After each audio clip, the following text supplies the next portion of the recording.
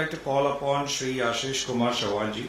And before calling, I would like to give he doesn't need an introduction, to be honest, but I would still like to call upon the work that he has done, not only for our country, but, the way we have progressed. So, Ashish Kumar Chauhan is MD and CEO at National Stock Exchange, a technocrat from IIT Bombay and IIM Calcutta. He was part of the founding team member at NSE.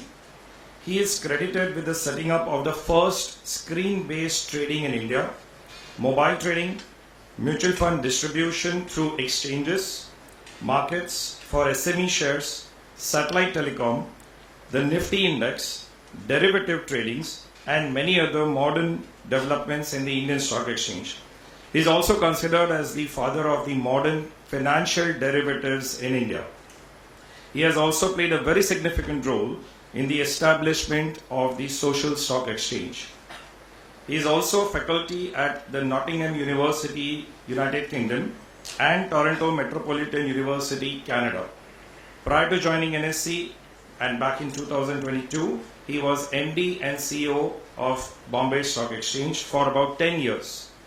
He has been awarded many awards in India and abroad, including the most influential CEO award by the CEO Monthly in 2020-24, Lifetime Achievement Award from the Global Custodian at Singapore in 2023, Lifetime Achievement Award in the field of information technology by the CTO magazine, Istanbul, top 50 CIOs in the world by the Information Week, US, and Digital Icon of the Year, Banker, Asian Banker of the Year, and many more. I would truly welcome and would look forward to hearing you and sharing your thoughts with all of us. Please welcome Shri Ashish Kumar.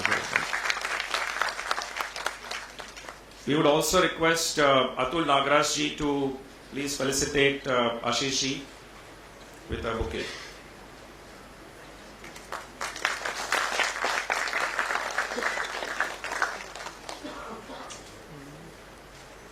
Thank you.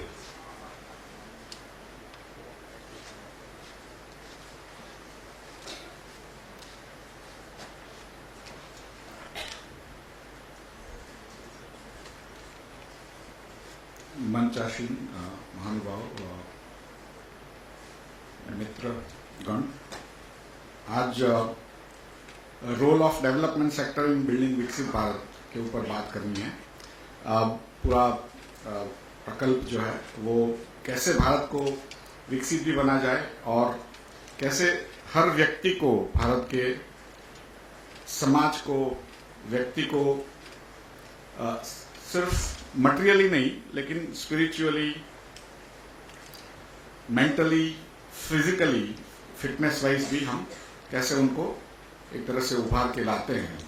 और ये जो holistic काम है वो कई बार जो हम काम कोशिश करते हैं उसमें वो भूल जाते हैं कि सिर्फ इकोनॉमिक्स या मटेरियल जो ग्रोथ है वो एक पर्याप्त नहीं है।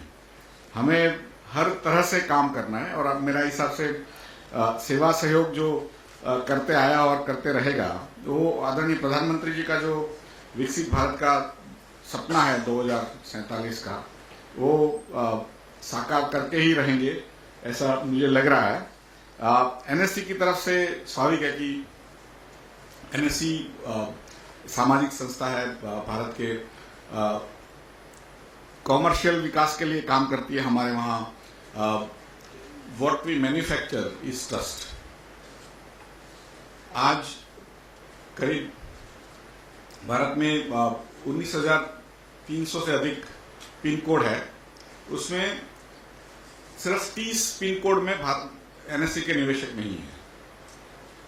10.7 करोड़ डायरेक्ट इन्वेस्टर्स आज एनएससी के माध्यम से दूसरे उद्योजक को, जिनको वो कभी पहचानते नहीं है, जिनको जहां जाने वाले नहीं है, जिनकी कंपनीज जहां फैक्ट्री हैं वहां जाने वाले नहीं है, फिर भी वो व्यक्ति जो जोरहाट में बैठा हुआ है, डिब्रूगढ़ में बैठा हुआ है, श्रीनगर में है, लद्दाख में है, अंडमान निकोबार में है, उनको ये कैसे लगता है कि उनके 1000 रुपया 500 रुपया वो कोई उद्योजक के उद्योग में अपनी तरफ से शेयर खरीदते हैं और वो उद्योजक मेहनत करके प्रॉफिट कमाएगा और उनको अपने हिस्से का वो प्रॉफिट मिलेगा. It is a great leap of faith. It is not easy to create in a society. ऐसी इकोनॉमिक्स की आप किताबें पढ़ेंगे, पुस्तक पढ़ेंगे तो आपको ऐसी कोई घटना नहीं मिलेगी जो भारत में आज हुई है. जो ये मार्केट जो कहते हैं हम, ये मार्केट ऑफ ट्रस्ट है. ट्रस्ट किसके ऊपर है? भारत के समाज के ऊपर है, भारत के पार्लियामेंट के ऊपर है, भारत के मंत्रालय के ऊपर है, भारत के रेगुलेटर्स पे है, भारत के स्टॉक एक्सचेंज पे है. लेकिन सबसे ज्यादा जो भरोसा है, सबसे ज्यादा जो ट्रस्ट है, वो है भारत के उद्योजक पे. क्योंकि पैसा उसी को उसकी कंपनी में जा रहा है. हम सब तो सिर्फ देखने वाले हैं कि वो ठीक कर रहा है कि नहीं, लेकिन नहीं करेगा तो नहीं करेगा. तो ये जो चीजें हुई है वो इसलिए बहुत ज्यादा इंपॉर्टेंट है कि यही जो भरोसा या ट्रस्ट या विश्वास जो है वो एक दूसरे पे करना वो पहले नहीं था. और इकोनॉमिक्स में ये भी कहते हैं, there are books written. I have one book in my mobile also, which says that low per capita income countries cannot have a good market. क्योंकि गरीब लोग बचा नहीं सकते पैसा, क्योंकि पैसा खर्च हो जाता है, और बचाते हैं तो अपने भाई पे भी विश्वास नहीं करते.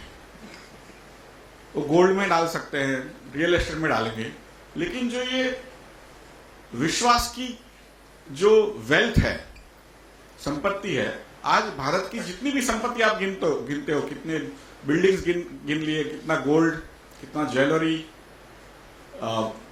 बकेट्स, टम्बलर्स, जितने भी आपको लग रहा है कि ये मेरी वेल्थ है, उसका 1/3 भाग आज एनएससी रिप्रेजेंट करता है. वो विश्वास का प्रतीक है भारत में एक दूसरे के प्रति. और आज $3,000 पर कैपिटा इनकम हमारी है. आप प्रॉब्ली 3,300 हो जाएगी अब जब रिजल्ट्स आएगा इस साल का. तो $3,300, 3,000 लेते हैं, गिनते हैं, तो $3,000 पर कैपिटा इनकम वाली एक भी ऐसा देश नहीं है जहां पर ऐसे मार्केट्स है. $6,000 पर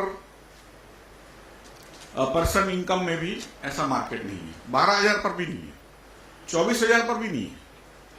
हमसे 8 गुना जो देश की आमदनी है पर कैपिटा, वहां पर भी ऐसे मार्केट नहीं है. सिर्फ एक मार्केट है, चाइना, जहां पर मार्केट गिरता है तो सरकार को जाके खरीदना पड़ता है. अपने वहां सरकार खरीदनी नहीं आती है, अभिषेक जी को पूछना. तो ये जो चीजें है, ये सरकार, स्वाभाविक है कि सरकार अपने को चलाती है, हम लोग अपने को चलाते हैं. कभी कभार मेल भी हो जाता है, कभी कभार नहीं भी होता है, लेकिन जो समन्वय हुआ है भारतीयों में एक दूसरे के प्रति, वो बहुत महत्वपूर्ण है. और 77 साल में जो भारत ने अचीव किया है वो है सहयोग. तो सेवा और सहयोग, वो दोनों साथ में जाएंगे, और जाएंगे तभी हम आगे बढ़ पाएंगे. तो मेरा ये बहुत मानना है कि ये जो फ्रेमवर्क हमने क्रिएट किया है, 30 साल पहले जब एनएससी शुरू हुआ, तो total market capitalisation which represents wealth on stock market 4 lakh crore का टोटल वेल्थ था स्टॉक मार्केट का. आज 450 लाख करोड़ के अधिक है. जब मोदी जी ने कार्यभार संभाला था 2014 में, तो 67 लाख करोड़ का था. आज 450 लाख करोड़ है 10 साल के अंदर, 6.5 गुना. क्योंकि भरोसा, ट्रस्ट हमारे उद्योजक पे बड़ा है.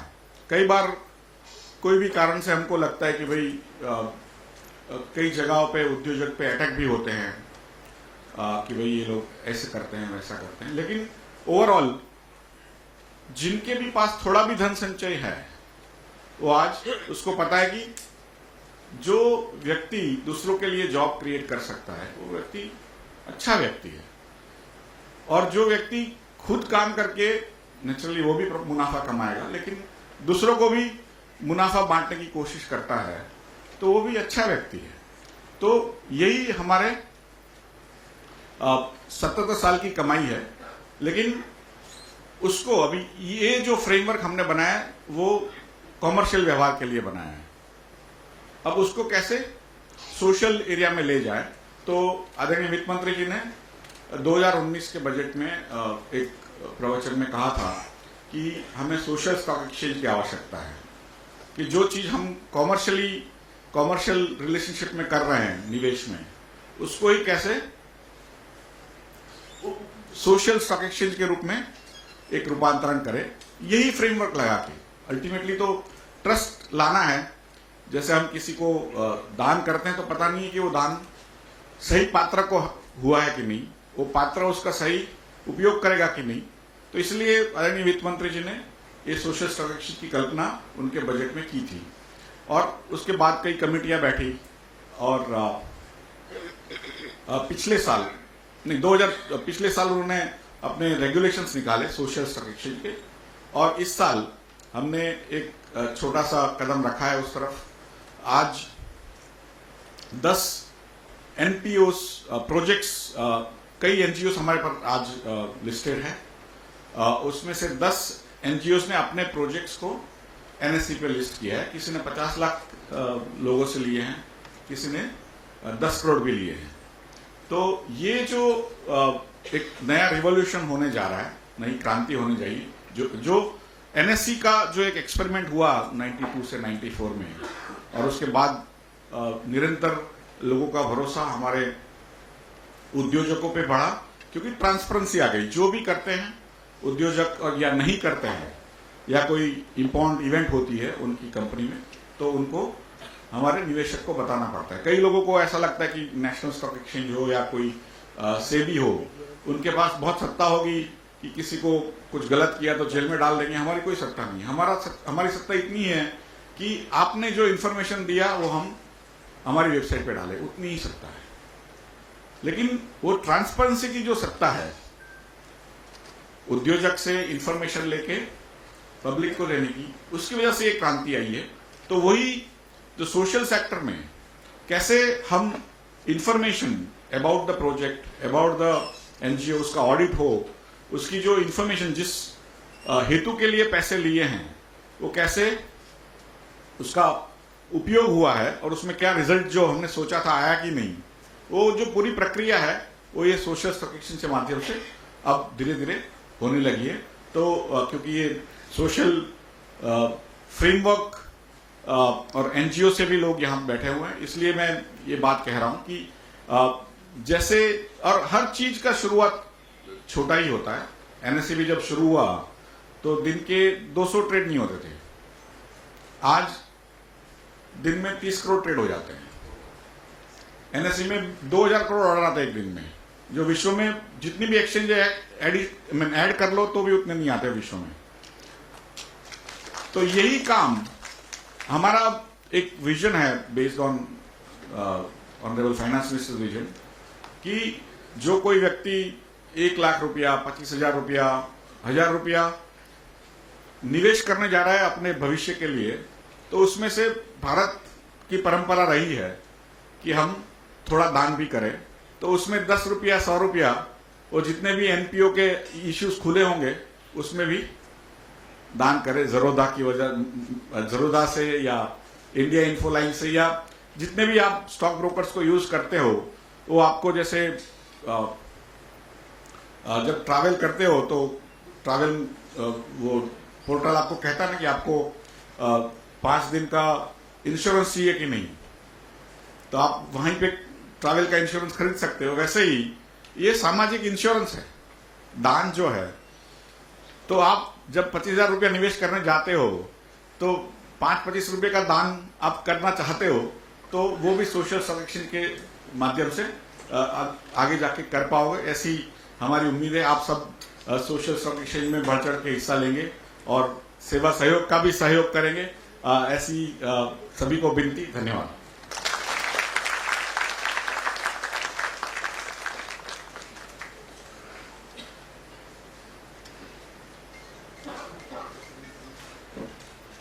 Thank you Ashish ji.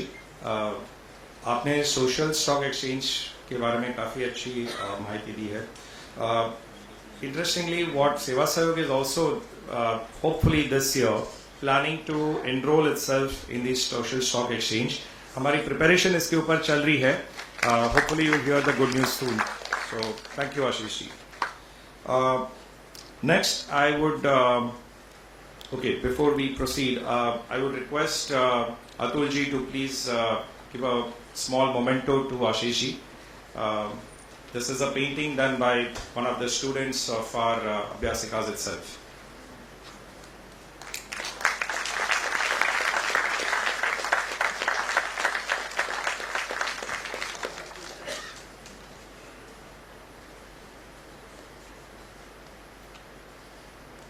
Photo.